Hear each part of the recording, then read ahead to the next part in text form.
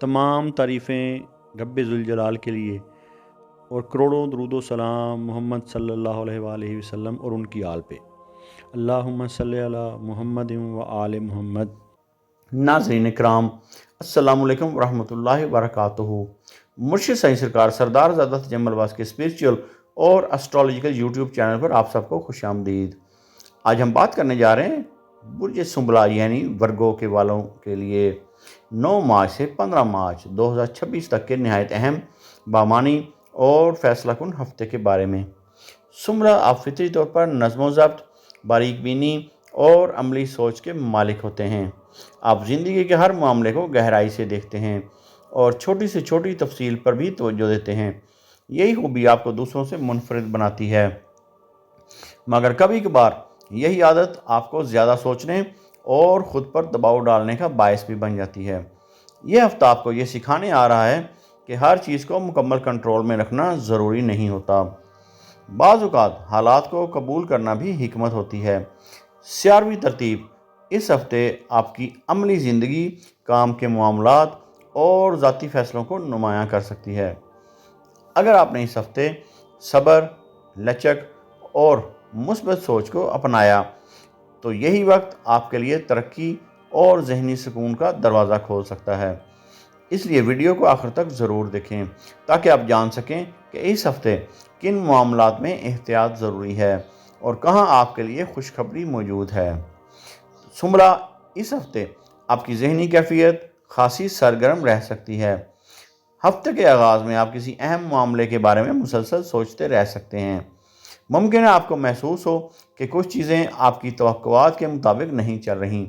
आप फितरी तौर पर हर मसले का हल तलाश करना चाहते हैं, मगर इस हफ्ते आपको ये समझना होगा कि हर सवाल का जवाब फ़ौरन नहीं मिलता।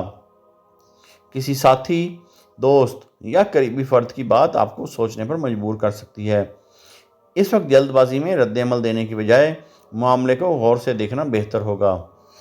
हफ्ते के दरमियानी दिनों में कोई ऐसा लम्हा आ सकता है जब आपको किसी पेचीदा सूरत-ए-हाल की असल हकीकत समझ आ जाए। हफ्ते के आखिर तक आप खुद को पहले से ज़्यादा वाज़े और मितवाज़न महसूस कर सकते हैं।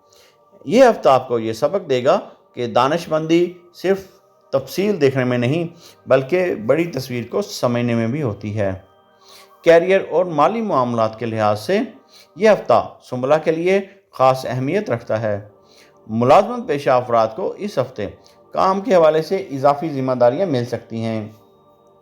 आपकी मेहनत और बारीक बीनी को सराहा जा सकता है, मगर इसके साथ तवक्कुआत भी बढ़ सकती हैं। बाज़ औक़ात आपको महसूस होगा कि काम का दबाव ज़्यादा है, मगर अगर आपने अपने शेड्यूल को बेहतर तरीके से मुनज़्ज़म किया तो आप कामयाबी से सब कुछ संभाल सकते हैं। कारोबारी अफराद के लिए यह हफ्ता मनसूबाबंदी और तज्ज़िये का हफ्ता है। किसी नई डील या सरमायाकारी से पहले मुकम्मल तहकीक ज़रूरी होगी। माली मामलात में मोहतात रहना बेहतर होगा क्योंकि गैर ज़रूरी खर्च सामने आ सकता है। अगर आपने सब्र और हिकमत के साथ फ़ैसले किए तो हफ्ते के आखिर तक कोई मुस्बत पेशरफ्त मुमकिन है। रिश्तों के हवाले से सुंबला को इस हफ्ते नरम रवैया अख्तियार करने की ज़रूरत होगी। आपकी आदत होती है कि आप हर बात को दुरुस्त करना चाहते हैं, मगर बाज़ औक़ात यही अंदाज़ दूसरों को तनकीद महसूस होता है। अगर आप शादीशुदा हैं तो शरीके हयात के जज्बात को समझने की कोशिश करें और हर बात में इस्लाह की कोशिश ना करें। मोहब्बत के रिश्तों में छोटी छोटी बातों को नज़रअंदाज करना ज़रूरी होगा। ख़ानदान में किसी करीबी फ़र्द को आपकी तवज्जो और रहनुमाई की ज़रूरत पड़ सकती है।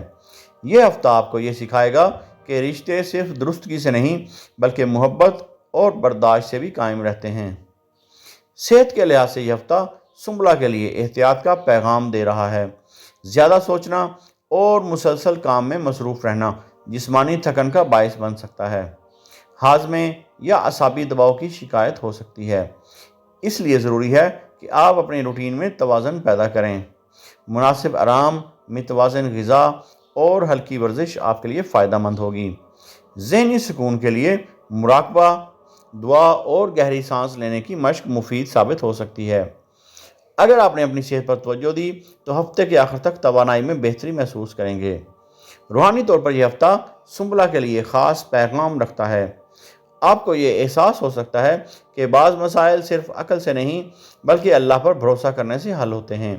نماز کی پابندی اور ذکر الہی آپ کے دل کو سکون دے گا۔